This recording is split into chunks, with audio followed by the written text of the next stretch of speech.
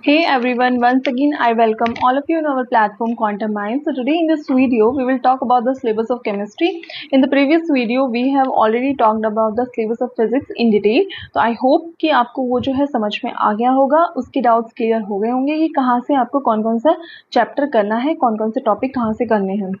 तो कंपैरेटिवली जो है फिजिक्स का syllabus as compare to this chemistry काफ़ी एक मैनेजेबल था। आपको जो है टॉपिक्स मिल जाते हैं एंड थोड़ा सा आप इजीली जो है फाइंड आउट कर सकते हैं टॉपिक्स को। बट अगर हम इसकी बात करते हैं केमिस्ट्री के सिलेबस की, तो ये बहुत ज़्यादा मिक्स मैच है। कोई टॉपिक कहीं से दिया गया है, कोई टॉपिक कहीं से दिया गया है and you can't easily find out the topics from the book. तो बहुत ज़्यादा मतलब आपको ना एफर्ट्स लगाने पड़ेंगे जब आप इसके सिलेबस को फाइंड आउट करेंगे। तो ये थोड़ा कंफ्यूजिंग है एंड थोड़ा सा टाइम टेकिंग है, बट आई ट्राइड कि मैं जो है इसको एक सिंपलर वे में आपको समझा सकूं।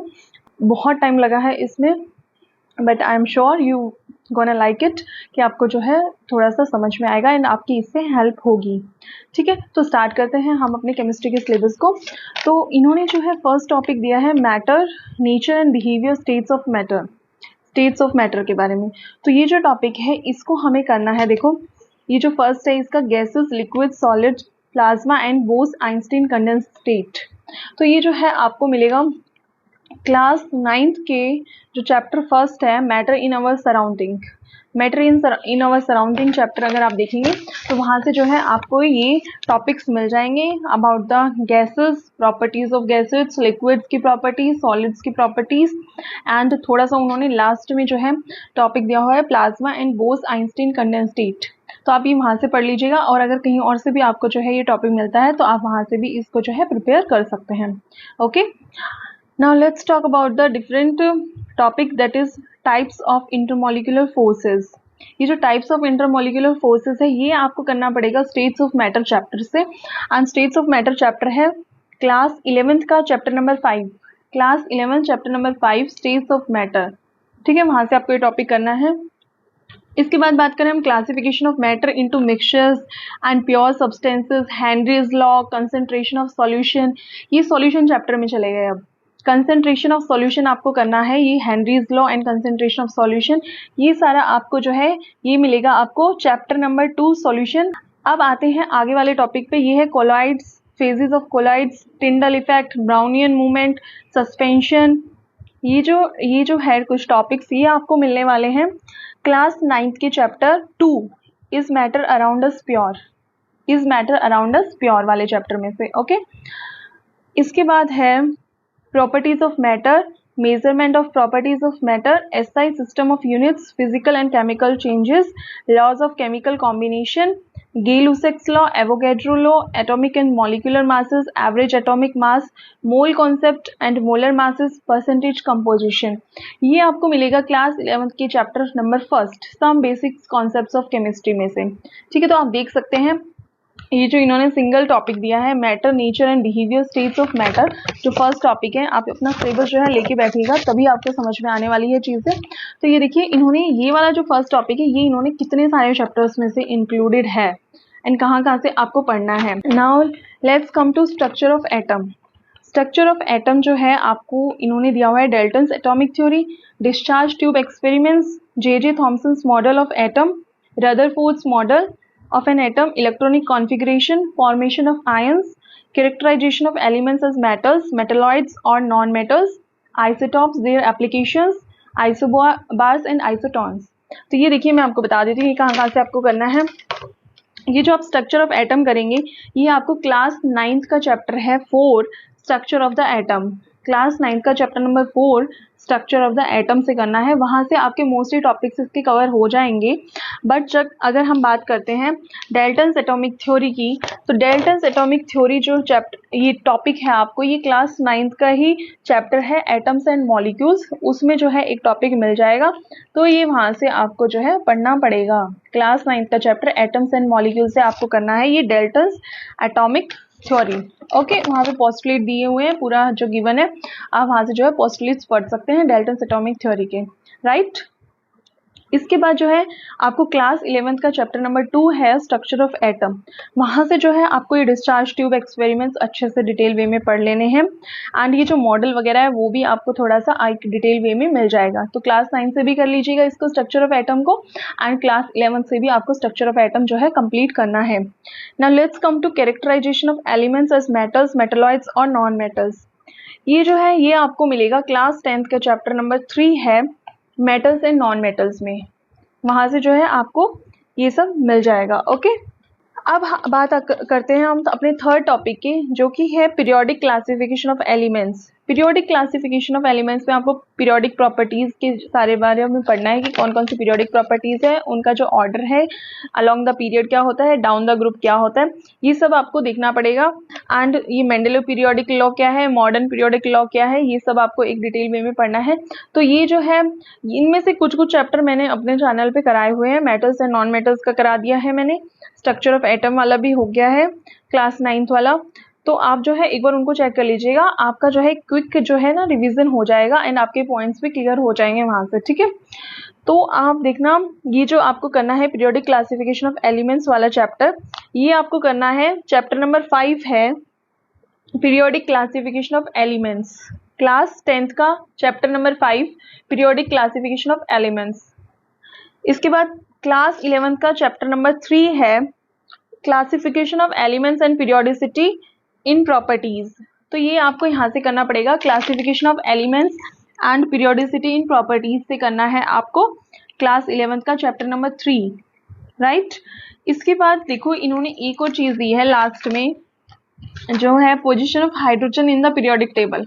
ये आपको इन चैप्टर से थोड़ा बहुत समझ में आ जाएगा, बट इन अ डिटेल्ड वे अगर आपको ये टॉपिक पढ़ना है position of hydrogen in the periodic table, तो आप जाइए क्लास 11th के चैप्टर हाइड्रोजन पर। ठीक है, क्लास 11th का चैप्टर नंबर 9 है हाइड्रोजन। वहां से आप जो है position of hydrogen in the periodic table को एक अच्छे वे में जो है रीड आउट कर सकते हैं। क्लियर, ये 3 टॉपिक्स आई थिंक आपको क्लियर हो गए होंगे। तो अब आते हैं हम अपने 4th वाले टॉपिक पे, केमिकल सब्सटेंसेस। केमिकल सब्सटेंसेस जो है इसमें आपको acid, bases and salts, about the pH and about इनके ये जो पीओएच एंड पीएच के बीच में जो वो होता है ना मैथमेटिकल एक्सप्रेशन, उसको याद करना पड़ेगा। तो ये सब आपको आयोनिक इक्विलिब्रियम वाले चैप्टर पे भी जाना पड़ेगा। तो ये लोग है ना, ये केमिस्ट्री वाला पोर्शन आपको 11th एंड 12th से काफ़ी जो है ना देखने को मिलेगा। आपको 9th 10th के साथ साथ 11th 12th पे भी पूरा फोकस करना पड़ेगा इन केमिस्ट्री, राइट। तो अब बात करते हैं हम इसी चैप्टर की केमिकल सब्सटेंस की। तो आपको जो है इसके लिए क्लास 10th का चैप्टर नंबर 2 है acids, basis and salts. Class 10th का chapter 2 acids, basis and salt से, वहाँ से जो है एसिड, बेसिस एंड सॉल्ट्स की प्रॉपर्टीज पढ़ लेनी है। अबाउट द पीएच स्केल कि क्या क्या होता है, जो लास्ट में केमिकल कंपाउंड्स दिए हुए हैं आपको, washing soda, gypsum, POP and about the baking soda, ये सारी आपको जो एक डिटेल्ड वे में वो पूरा चैप्टर अच्छे से पढ़ना है एसिड्स एंड बेसिस का। पीएच के जो टॉपिक है वो भी आपको एक क्लियर होना चाहिए and about the pH of acid rain, ये सब आपको जो टूथ डिके होता है वो सब आपको वहाँ से क्लियर कर लेना है। तो ये जो टॉपिक है ये भी मैंने आपका जो है कराया हुआ है चैनल पर। मैंने प्लेलिस्ट में 3-4 टॉपिक ही जो है वो अभी कराए हैं, उसकी एक अलग से प्लेलिस्ट आपको मिल जाएगी, अलग से प्लेलिस्ट में मेंशन है जो जो टॉपिक्स कराए हैं।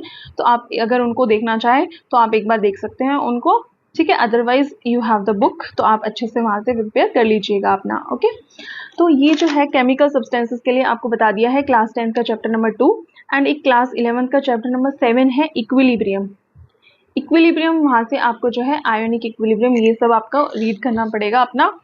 ये वहाँ से आपके कॉन्सेप्ट क्लियर हो जाएंगे। एक तो Bronsted Lowry theory, Lewis concepts of acids and bases वाला, relative strengths of acids and bases, पीकेडब्ल्यू, पीओएच क्या होता है, वहाँ से इनके बीच में जो रिलेशन होता है वो पता चल जाएगा। आयोनिक इक्विलिब्रियम पे सारे जो है टॉपिक्स आपको करने पड़ेंगे। तो ऑल इन ऑल जो है आपको वो चैप्टर भी अच्छे से करना है अपना 11th का इक्विलिब्रियम चैप्टर और एक क्लास 10th का एसिड्स, बेसिस एंड सॉल्ट्स वाला चैप्टर आपको इसके लिए पढ़ना पड़ेगा। इंडिकेटर्स दिए हुए, इंडिकेटर्स आपको क्लास 10th में मिल जाएंगे। ये एसिड्स एंड बेसिस क्या क्या प्रेजेंट, कौन सा एसिड कौन से जो केमिकल सब्सटेंस उसमें प्रेजेंट होता है, कौन सा, अगर हम इन सब की बात करें सब्सटेंसेस जो होते हैं टैमरिंड वगैरह टमाटो, ये सब इनमें कौन सा एसिड्स होते हैं, ये सब आपको क्लियर कर लेना है। वहाँ से इंडिकेटर्स के बारे में पढ़ लेना है। तो ये सॉल्ट्स की जो क्लासिफिकेशन है लास्ट में दी हुई है, मैंने बताया है आपको, जिप्सम, वॉशिंग सोडा, ये सब ना आपको, कॉस्टिक सोडा, ये सब आपको वहाँ से क्लास 10th के एसिड बेसिस एंड सॉल्ट्स वाले चैप्टर से मिल जाएगा। तो क्लास 10th का acid basis and salts and class 11th का इक्विलिब्रियम चैप्टर आपको इसके लिए कंप्लीटली पढ़ना पड़ेगा, राइट। लेट्स कम टू, ये देखो ये फाड़ दिया है मेरी बेबी ने, ऐसे करते हैं बच्चे, लाइफ चेंजेस आफ्टर बेबी।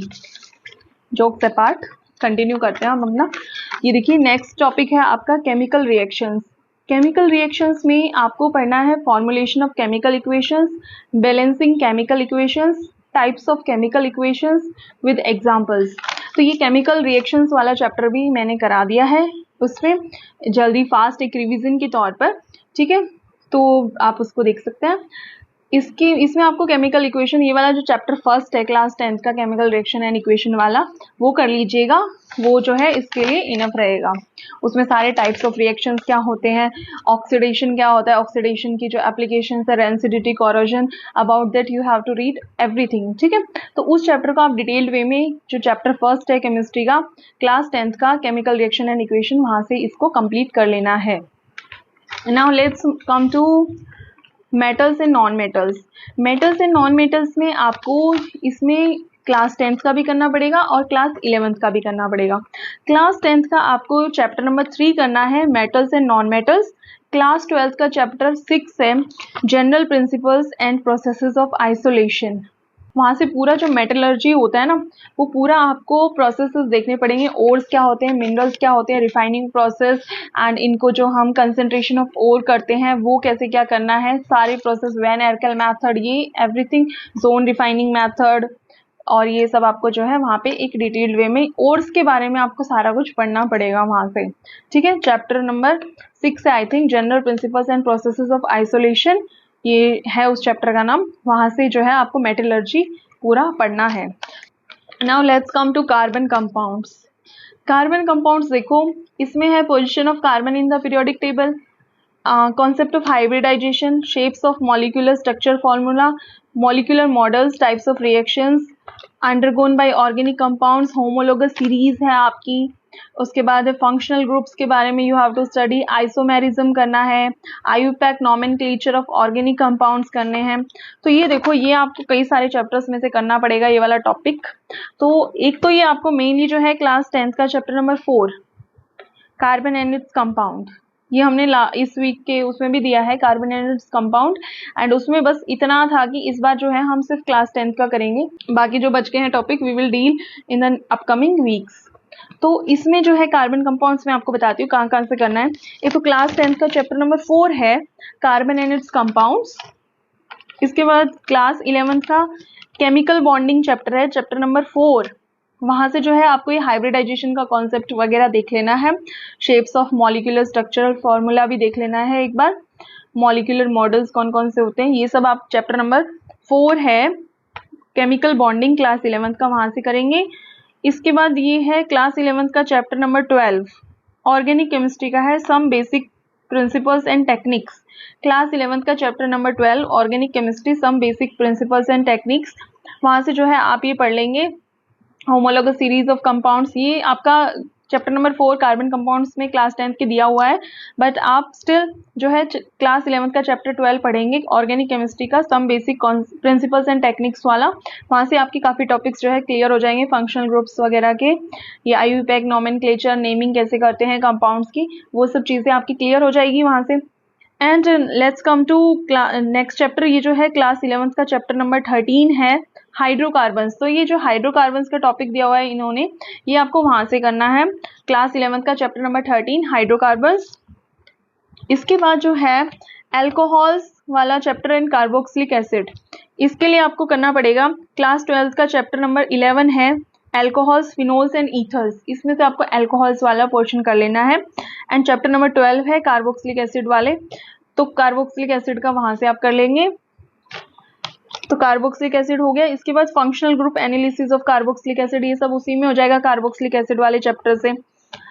अब इन्होंने लास्ट में दिए हुए soaps, detergents, biodegradable detergents, carbon fibres. तो ये जो है ये आपको टॉपिक मिलेंगे। एक तो चैप्टर नंबर 4 है कार्बन एंड कंपाउंड्स, उसमें लास्ट में जाके सोप्स एंड डिटर्जेंट वाला, ठीक है। इसके बाद जो ये टॉपिक है आपको मिलेगा chemistry in everyday life chapter है, उसमें लास्ट में सोप्स एंड डिटर्जेंट वाला पोर्शन दिया गया है। अब देखो इन्होंने जो है ये सोप्स एंड डिटर्जेंट वाला इन्होंने यहाँ पे भी डाल दिया है टॉपिक, मैन मेड मटेरियल में नीचे भी। तो इस बार देखेंगे आप टॉपिक्स जो है ना वो बार बार ना एक दो जगह पे रिपीट हो रहे हैं कई सारे।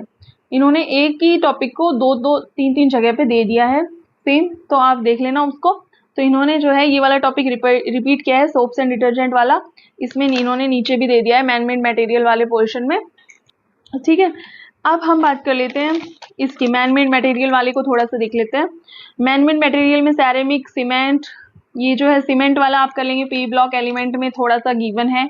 अदरवाइज आपको ये टॉपिक कहीं और मिलते हैं ना ये पूरा मैन मेड मटेरियल का, तो आप ये वहां से कर लीजिएगा अच्छे से एक बार डिटेल में।